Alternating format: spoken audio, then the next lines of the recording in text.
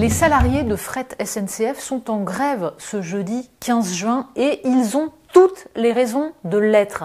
On se demande même pourquoi, mis à part le journal L'Humanité, aucun média ne parle, Marianne l'a fait il y a déjà quelque temps, de ce scandale absolu, le futur démantèlement de Fret SNCF.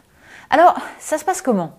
Eh bien, tout simplement, la Commission européenne, et oui, encore elle, menace de sanctions, en tout cas a ouvert une enquête contre des supposées subventions accordées par l'État français à Fret SNCF entre 2007 et 2019. On parle de 5,3 milliards qui correspondent en fait au renflouement par l'État des dettes de Fret SNCF. Alors la solution qu'a trouvée le ministre des Transports Clément Beaune, elle est très simple. On va tout simplement, alors on ne dit pas démanteler, scinder l'entreprise. On va séparer donc les activités de maintenance des activités de gestion capacitaire et accessoirement, on va tout simplement faire cadeau aux concurrents de Fret SNCF, concurrents qui existent depuis la libéralisation du rail par l'Europe. Eh bien, on va leur faire cadeau de tout ce qui faisait la richesse de Fret SNCF. Donc, en gros, l'entreprise doit renoncer à 30% de ses capacités. Elle doit renoncer à 20% de son chiffre d'affaires, à 40% de ses actifs immobiliers. Elle va vendre ses locomotives.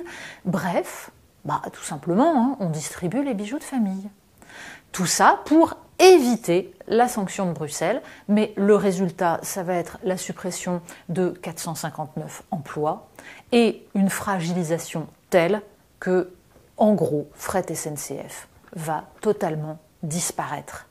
Et c'est là qu'on se dit que cette situation est totalement absurde.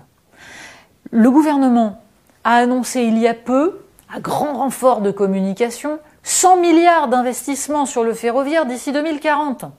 Et on s'aperçoit, c'est quand même absolument surprenant, que le rail, en période d'écologie, de lutte contre le réchauffement climatique, c'est mieux que les camions.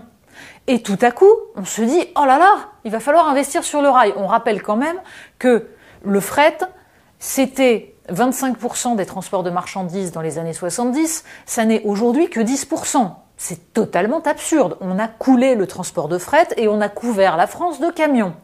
Donc on fait enfin machine arrière, mais on va le faire en détruisant la boîte qui faisait ça jusqu'à présent en tant que service public.